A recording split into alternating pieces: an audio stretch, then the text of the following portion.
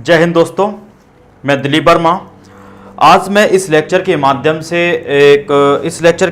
से एक महान युवा क्रांतिकारी, महान एक जनजातीय नायक, एक राष्ट्रीय जिन्हें हम एक युवा क्रांतिकारी के नाम से जानते हैं और जिन्हें हम धरती बाबा के नाम से जाना जाता है और जिनके जन्मदिन को हर वर्ष जो है एक राष्ट्रीय जनजातीय गौरव दिवस के रूप में मनाया जाता है। उस महान इंसान और महान शख्सियत और एक महान इंडिविजुअल, ग्रेटेस्ट इंडिविजुअल का नाम है बिरसा मुंडा। उनके संपूर्ण जीवन के बारे में समझने का प्रयास करते हैं। बिरसा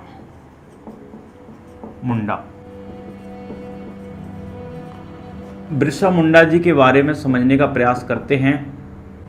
मात्र 25 साल यानी कि मात्र ओनली 25 ईयर में उस व्यक्ति ने अपने जीवन में वो संघर्ष किया, अपने जीवन को समझा कि उस संघर्ष की बदौलत उस 25 साल की उम्र में, छोटी सी उम्र में उस व्यक्ति ने वो काम किया जो हमेशा के लिए वो व्यक्ति अमर हो गया और व्यक्ति को हमेशा से हिस्ट्री में याद किया जाता है। उस व्यक्ति का नाम है बिरसा मुंडा। इन्हें हम धरती बाबा के नाम से भी जानते हैं, धरती बाबा। इन्हें हम क्रांति सूरज के नाम से भी जानते हैं, सूरज, क्रांति सूरज यानी क्रांति को अग्र। और इन्हें हम युवा क्रांतिकारी के नाम से भी जानते हैं।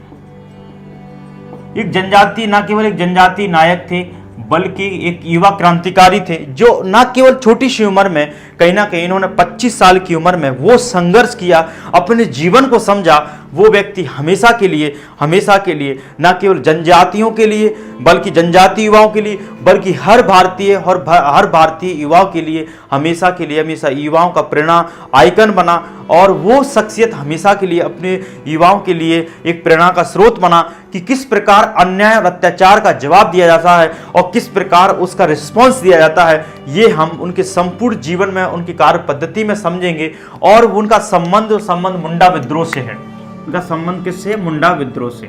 ठीक है, मुंडा विद्रोह जो छोटा नागपुर के पठार वर्तमान में जिसे हम झारखंड कहते हैं, उसमें इनका उस राज्य से इनका संबंध है।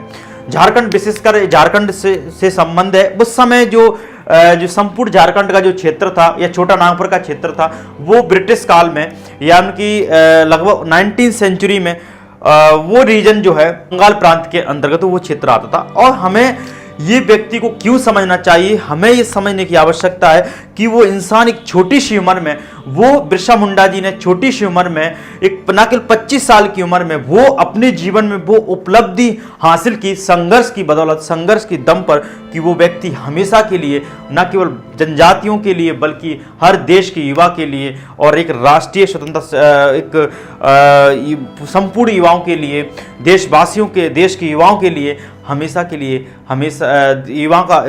युवाओं के लिए एक प्रेरणा का स्रोत बना और क्रांति का अग्रदूत किया और इसीलिए उनको क्रांति सूरज के नाम से जाना जाता है। उस व्यक्ति के बारे में संपूर्ण जीवन को समझने का प्रयास करेंगे कि वो एक छोटी सी उम्र में एक जंगल में और एक वन में या जंगल में पैदा होने वाला, एक छोटी सी सामान्य जनजाति में पैदा होने वाला व्यक्ति इतना महान इंसान क्यों बन गया। और आज देखिए उस व्यक्ति के नाम पर, उस व्यक्ति के जन्मदिन पर एक राष्ट्रीय जनजातीय गौरव दिवस मनाया जाता है। उस व्यक्ति के नाम पर रांची में बिरसा मुंडा एयरपोर्ट है। उस व्यक्ति के नाम से सिंदरी में बिरसा मुंडा नेशनल इंस्टीट्यूट है। उस व्यक्ति के नाम से बिरसा मुंडा स्टेडियम है। उस व्यक्ति के नाम से बहुत सारे यूनिवर्सिटीज हैं, कॉलेज हैं और छात्रावास हैं। उस व्यक्ति के नाम से बहुत सारी फिल्म बनी, बॉलीवुड में फिल्म बनी, किताबें लिखी, उस व्यक्ति के बारे में बहुत सारा लिटरेचर लिखा। लेकिन उस व्यक्ति ने ऐसा क्या किया, ऐसा कौन सा काम किया कि उस व्यक्ति को हमेशा के लिए भारतीय इतिहास में रिमेंबर किया जाता है और उनको जो है 15 नवंबर को, उनके जन्मदिन को हमेशा के लिए एक राष्ट्रीय जनजातीय गौरव के रूप में याद किया जाता है, मनाया जाता है। उस शख्सियत को हम समझने का प्रयास करते हैं कि बिरसा मुंडा जी ने कौन से अपने जीवन में संघर्ष किया। जैसे अगर बिरसा मुंडा जी की जीवन के बारे में समझा जाए तो उनका जन्म जो है छोटा नागपुर के पठार या क्षेत्र में, या फिर हम झारखंड रीजन बोलते हैं वर्तमान में, झारखंड उस समय बंगाल प्रांत था। वो रीजन बंगाल प्रांत में 15 नवंबर 1875 को उनका जन्म हुआ। वो व्यक्ति छोटी सी उम्र में एक युवा क्रांतिकारी क्यों बन गया और संपूर्ण जो छोटा नागपुर के पठार के क्षेत्र में बहुत सारे जनजातीय, छोटा नागपुर झारखंड क्षेत्र में या छोटा नागपुर के पठार में बहुत सारे विद्रोह हो रहे थे और उस समय एक विद्रोह था मुंडा विद्रोह। उस समय जैसे खोंड विद्रोह है बंगाल में ही, जो है संथाल विद्रोह उस समय बंगाल में बड़े स्तर पर हो, अहम विद्रोह, खोंड विद्रोह, इस प्रकार के जनजातीय विद्रोह थे। न केवल जनजातीय विद्रोह थे बल्कि 1857 की क्रांति के बाद 1857 की क्रांति के बाद भारत में 1857 की क्रांति के बाद या बहुत सारे विद्रोह हुए। 1857 क्रांति के बाद ब्रिटिश सरकार की जो औपनिवेशिक नीतियां थी, ब्रिटिश सरकार ने जो औपनिवेशिक पॉलिसी अपनाई थी, उन नीतियों के विरुद्ध में जो प्रतिक्रिया दी जा रही थी उसमें से 1857 क्रांति थी, जनजातीय विद्रोह थे, ठीक है, किसान आंदोलन थे, जनजातीय विद्रोह और किसान विद्रोह। देखो जैसे जनजातीय विद्रोह में खोंड विद्रोह है, संथाल विद्रोह है और उसमें से एक मुंडा विद्रोह भी है, ठीक है। तो मुंडा विद्रोह का संबंध बिरसा मुंडा जी से है, ठीक है। अब इसमें से किसान विद्रोह जैसे नील विद्रोह है, नील विद्रोह है, बहुत सारे मोपाला विद्रोह है, मोपाला विद्रोह, इस प्रकार के बहुत सारे विद्रोह हुए। इन सब विद्रोह और जी इस प्रकार की जो 1857 क्रांति और किसान जनजातीय विद्रोह और जो नील किसान विद्रोह, इन सब का संबंध किससे? ब्रिटिश सरकार की जो औपनिवेशिक नीतियां थी, जो ब्रिटिश सरकार की जो औपनिवेशिक नीतियां थी, औपनिवेशिक नीतियों के खिलाफ भारतीयों की प्रतिक्रिया थी, भारतीयों की प्रतिक्रिया, ठीक है। प्रतिक्रिया कैसे आप समझिए, जैसे प्रतिक्रिया के रूप में देखा जाए तो उनकी फॉरेस्ट पॉलिसी है, लैंड रेवेन्यू पॉलिसी, यानी कि जो वन नीति है, वन नीति या वन कानून, ठीक है, वन कानून या भू राजस्व व्यवस्था और सामाजिक सांस्कृतिक नीतियां, ब्रिटिश सरकार की सामाजिक सांस्कृतिक नीति, या जैसे हम बोल सकते हैं एजुकेशन पॉलिसी। ये सब पॉलिसियों ने कहीं ना कहीं भारतीय लोगों को, उनकी राजनीतिक पॉलिसियां भी थी, इन सब पॉलिसी या फॉरेस्ट पॉलिसी या फॉरेस्ट एक्ट जो ब्रिटिश गवर्नमेंट ने उस समय पारित की गई थे, या ब्रिटिश सरकार की जो भू राजस्व व्यवस्था थी, लैंड रेवेन्यू व्यवस्था थी, जैसे स्थायी बंदोबस्त है, जैसे 1875 में ही ब्रिटिश सरकार ने फॉरेस्ट पहली बार जो है भारत में जो है फॉरेस्ट एक्ट लागू किया गया।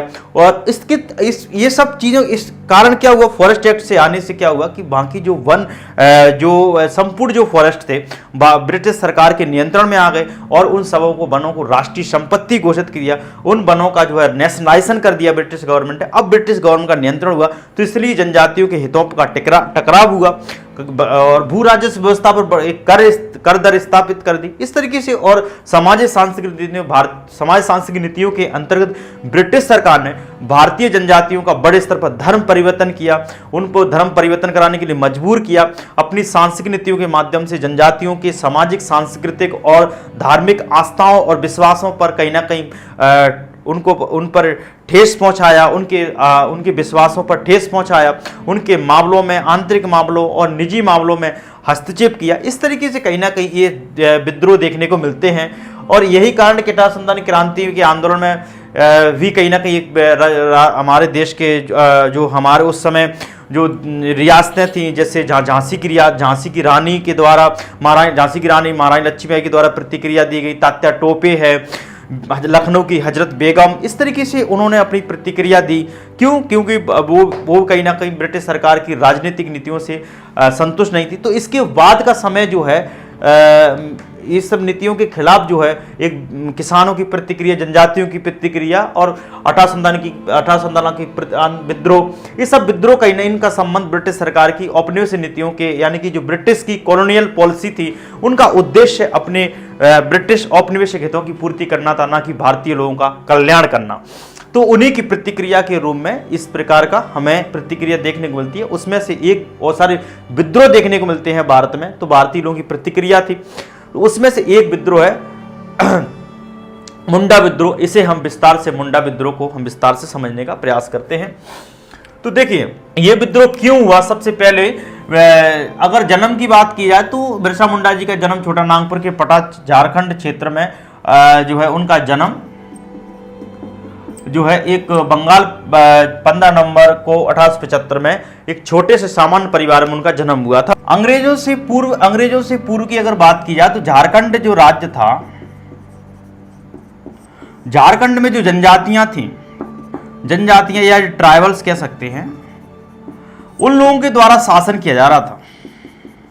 ठीक है, उनके उनके उनके जो जनजातियों के जो प्रमुख थे, जनजातियों के जो प्रमुख थे, उनके द्वारा क्या किया जाता, राजा थे, जनजातियों के जो राजा थे उनके द्वारा शासन किया जाता था, उनके द्वारा रूल्स किया जाता था, उनके द्वारा उनकी सामाजिक व्यवस्था को, उनकी राजनीतिक व्यवस्था को, उनकी कृषि व्यवस्था को, चाहे वह स्थानांतरित कृषि हो, चाहे वह शिफ्टिंग कल्चर हो, उनकी भूमि नीति थी जो स्वामित्व पर आधारित थी, जो सामूहिक स्वामित्व पर आधारित थी उनकी कृषि व्यवस्था। इस प्रकार की जो कृषि व्यवस्था है और वो उनके राजाओं द्वारा कंट्रोल की जाती, राजाओं द्वारा नियंत्रित की जाती थी, और वो शासन स्वयं करते थे, शासन स्वयं करते थे। बाहरी लोगों का हस्तक्षेप उन्हें स्वीकार नहीं था और वो कहीं ना कहीं अपने आप में संप्रभु थे, और वो अपने आप में क्या थे, स्वायत्त थे, स्वायत्त ऑटोनॉमस थे।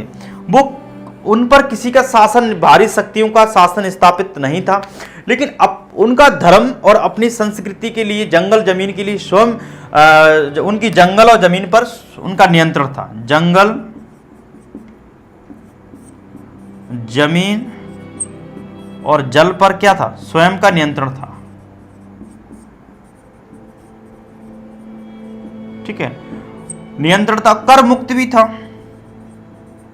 क्यों टैक्स दे, टैक्स फ्री था,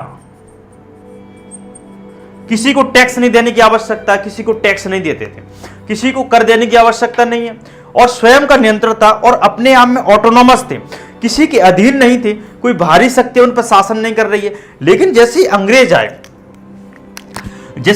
आए तो अंग्रेजों ने क्या किया, अंग्रेजों के आने के बाद क्या हुआ, अंग्रेजों ने भारत पर शासन स्थापित किया। 1757 का जो प्लासी के युद्ध और 1764 के बाद जो बक्सर का युद्ध हुआ, उसके बाद, दोनों युद्धों के बाद ब्रिटिश गवर्नमेंट का, ब्रिटिश कंपनी और का जो है शासन जो है भारत में संपूर्ण पूरे जो है ब्रिटिश कंपनी का शासन संपूर्ण भारत में स्थापित हो गया, और वैधानिक रूप से जो है बंगाल का गवर्नर जनरल धीरे धीरे भारत के राज्यों को जीतता रहा, और वह पूरे बंगाल एक दिन वो है पूरे भारत का गवर्नर जनरल बना।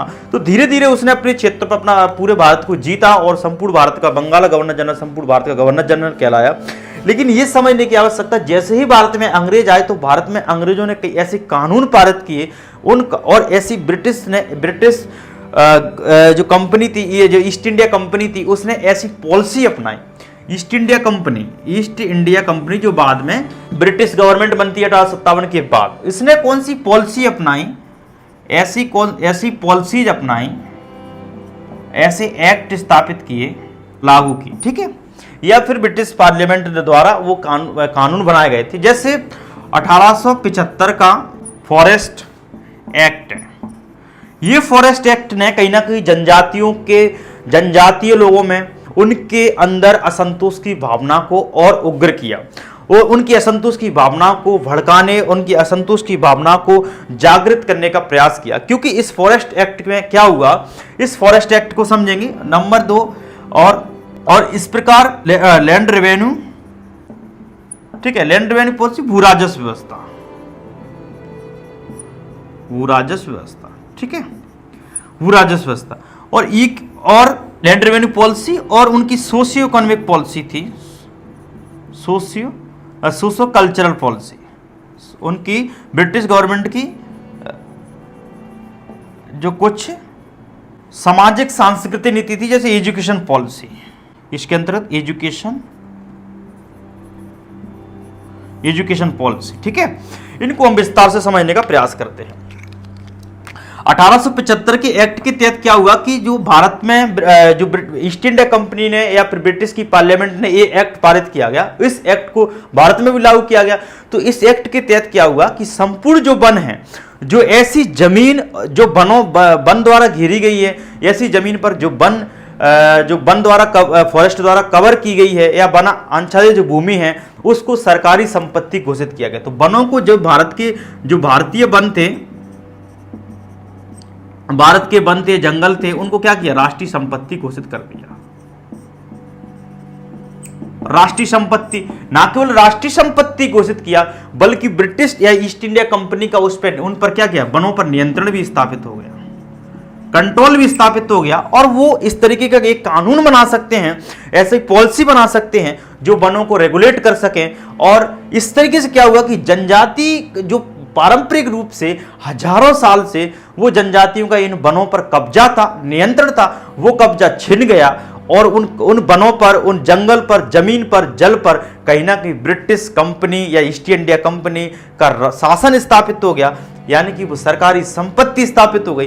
क्योंकि ब्रिटिश गवर्नमेंट को अपने इंटरेस्ट फुलफिल करने अपने हित पूरा करना चाहती थी। क्या करना चाहती थी? अपने ब्रिटिश हित।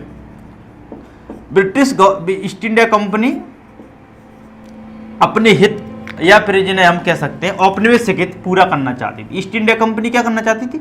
औपनिवेशिक हित पूरे करना चाहती थी। जो बंजर भूमि 1878 के एक्ट के तहत, फॉरेस्ट एक्ट के तहत बंजर भूमि या जो भारत में जितने भारत में जहां तक ब्रिटिश कंपनी का शासन था, उस समय अंग्रेजों का शासन था या फिर अंग्रेजों का शासन या ईस्ट इंडिया कंपनी का शासन था, तो उस संपूर्ण भूमि को बंजर भूमि घोषित कर दिया। ऐसी भूमि को बंजर भूमि घोषित किया गया जहां जमीन नहीं होती है, खेती नहीं होती है, उबड़ खाबड़ है, उस जमीन को कहीं ना कहीं जो है बंजर भूमि या वेस्टलैंड घोषित किया गया। तो वेस्टलैंड या बंजर भूमि को घोषित किया, उसको भी सरकारी संपत्ति घोषित कर दिया। तो आप समझिए कि कहीं ना कहीं ब्रिटिश गवर्नमेंट अपने औपनिवेशिक हितों को पूर्ति करने के लिए अपना हाथ फैला रही है, संपूर्ण भारत के रिसोर्स पर कब्जा कर रही है। इस तरीके की जनजातियों के हितों पर टकराव हो रहा है, किसानों के हितों पर टकराव हो रहा है। अभी तो एक पॉलिसी से टकराव हो रहा है, जो हजारों साल से जनजातियां अपनी संपत्ति, वन, जंगल, जमीन के मालिक थे, वो मालिकाना हक उनसे छिन गया, इसलिए वो कहीं ना कहीं वनों से दूर होने लगे। वो भी कहीं ना कहीं किसानों, ना केवल किसानों बल्कि जनजातियों के अंदर असंतोष की भावना जो ईस्ट इंडिया कंपनी या अंग्रेजों के जो है खिलाफ जो है, वो कहीं ना कहीं भावना उनके अंदर, असंतोष की भावना और जागृत हुई। उसको और उन जनजातियों में इन नीतियों के प्रति या अंग्रेजों के प्रति या ईस्ट इंडिया कंपनी के प्रति कहीं ना कहीं असंतोष की भावना और तीव्र हुई। इसलिए उन लोगों ने कहीं ना कहीं जनजातीय विद्रोह किए या फिर किसान विद्रोह किए। तो कहीं ना कहीं वो प्रतिक्रिया जो है औपनिवेशिक नीतियों के खिलाफ जो है प्रतिक्रिया हमको जो है विद्रोह के रूप में देखने को मिलती है। ठीक है, लैंड रेवेन्यू पॉलिसी के अंतर्गत समझा जाए तो लैंड रेवेन्यू पॉलिसी के अंतर्गत ये है कि ब्रिटिश सरकार ने जो बंगाल प्रांत था,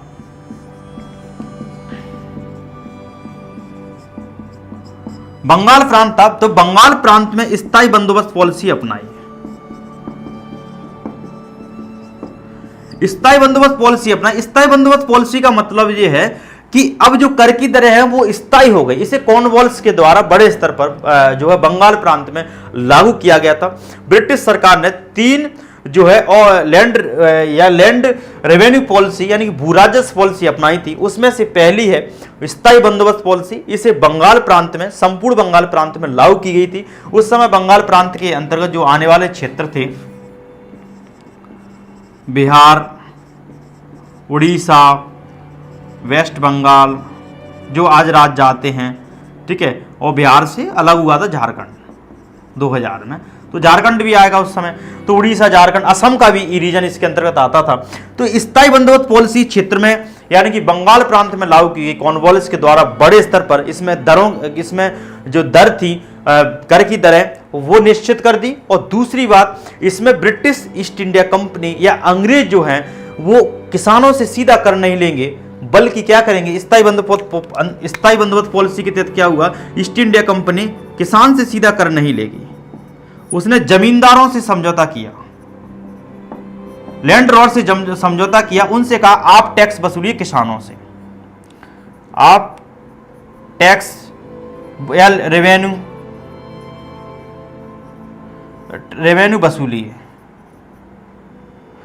वसूलिए और फिर आप हमको टैक्स दीजिए या फिर हमको जो है कर दीजिए, उसका अंश आपको भी मिलेगा और कुछ अंश हमको भी देना। तो स्थायी बंदोबस्त पॉलिसी के अंतर्गत इस तरीके की व्यवस्था की गई कि जनजाति क्षेत्रों में क्या हुआ कि जनजाति जो क्षेत्र थे, ट्राइबल जो क्षेत्र थे, छोटा नागपुर का पट्टा जैसे मुंडा जनजातियों के द्वारा वो नियंत्रण था, तो उसमें क्या हुआ, दिकू जमींदार, उसमें कौन थे, दिकू जमींदार, तो दिकू जमींदारों का नियंत्रण हो गया जनजातीय भूमि पर। तो जो बंगाल प्रांत के अंतर्गत जो जनजातियों की जो भूमि आ रही थी, उस भूमि को स्थायी बंदोबस्त पॉलिसी के अंतर्गत उस भूमि पर किसका जमींदारों का कौन से जमींदारों का नियंत्रण होगा? दिकू जमींदार। दिकू जमींदार का मतलब है भारी जमींदार, यानी कि जो उन पहले क्या थे, पहले हम क्या कह रहे हैं, पहले जनजाति झारखंड राज्य में, झारखंड का जो राज्य था उस समय, यार जो क्षेत्र था या जो राज्य था, उसमें जनजाति स्वयं मालिक थे। जनजाति जो राजा थे या प्रमुख थे वो क्या थे? स्वयं मालिक थे। वो किसी से, उनकी जमीन पर किसी का नियंत्रण नहीं था, कोई भारी व्यक्ति उनकी जमीन को नियंत्रण नहीं करता था। लेकिन अब स्थायी बंदोबस्त पॉलिसी के अंतर्गत क्या हुआ कि बंगाल में जब बड़े स्तर पर इस पॉलिसी को अपनाया तो दिकू जमींदारों का जनजातीय क्षेत्रों पर नियंत्रण हो गया, यानी कि भारी जमींदार उनसे कर वसूलेंगे, टैक्स वसूलेंगे।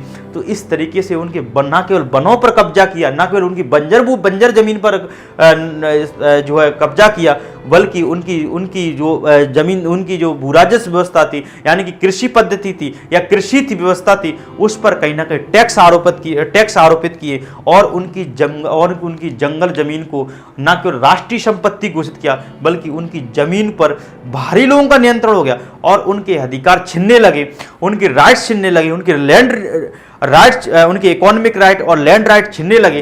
तो वो कहीं ना कहीं जनजातियों के अंदर असंतोष की भावना और जागृत हुई। अब उनकी जमीनों पर ना केवल जमींदारों का नियंत्रण स्थापित हुआ, बल्कि क्या, साहूकारों का भी नियंत्रण होने लगा। किसका? साहूकारों का।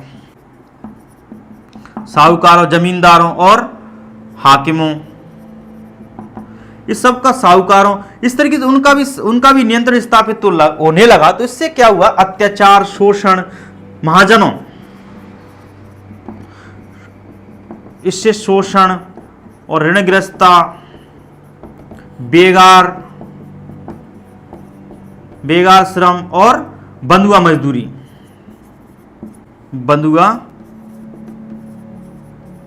अब जो है जमींदार जो थे, जो भारी लोग थे, उन्हीं की जमीन को छीनकर और उनको बड़े स्तर पर बंधुआ मजदूर बनाया जाता था, उनको गुलाम बनाया जाता था, दिन रात उनसे काम कराया जाता था, उन्हीं की खेतों में उन्हीं से काम कराया जाता। उसके बदले उनको जो है भुगतान नहीं मिलता था, उनको वेतन नहीं मिलता था और उन पर बेगार श्रम कराया जाता था, बेगार कराई जाती थी, यानी कि उन पर जो है जो कोई वेतन नहीं देना, उन पर दिन रात काम कराना, उनकी महिलाओं से काम कराना, जब ना केवल जनजाति पुरुषों से बल्कि महिलाओं से काम कराना, बच्चों से काम कराना। इस तरीके से इस कारण उनका न केवल आर्थिक शोषण हो रहा है, बल्कि सामाजिक शोषण भी बड़े स्तर पर हो रहा है। एक तरीके से उनको टैक्स भी देना पड़ रहा है, दूसरे बदले उनको जंगल और जमीन को छीन लिया गया अंग्रेजों द्वारा, कंपनी द्वारा। और जमींदारों और महाजनों से वो कहीं ना कहीं अपनी जमीन को संचालित करने के लिए ऋण लेते थे, तो वो ऋण लेते थे, ऋण भी नहीं चुका पाते थे, तो कहीं ना कहीं बहुत सारे जनजाति ऋणग्रस्तता का शिकार हुए, महाजनों की ऋणग्रस्तता का शिकार हुए और उनके ऋण में फंसते गए और वो डेप्ट में फंसते गए, उनके कर्ज का भुगतान नहीं कर पाया। इसलिए जमींदार, हाकिम, महाजन भी कहीं ना कहीं उनका शोषण करते थे, बड़े स्तर पर उन पर बंधुआ मजदूरी करवाते थे, इसलिए क्योंकि वो उनका ऋण नहीं चुका पा रहे। तो इस तरीके का सामाजिक, ना केवल आर्थिक शोषण बल्कि सामाजिक शोषण बड़े स्तर पर होने लगा। इसलिए कहीं ना कहीं जनजाति लोगों में, या फिर छोटा नागपुर के पठार के अंतर्गत हम जैसे मुंडा जनजाति को पढ़ रहे हैं, पूरा बैकग्राउंड समझने का प्रयास करें कि जनजाति विद्रोह क्यों हुए। उसमें से एक कारण जो है ब्रिटिश गवर्नमेंट की लैंड रेवेन्यू पॉलिसी भी है, भू राजस्व व्यवस्था भी। छोटा नागपुर के पठार के क्षेत्र में जो मुंडा जनजाति रहती थी, तो मुंडा जनजाति की एक पद्धति, कृषि पद्धति थी खूट कट्टी कृषि पद्धति।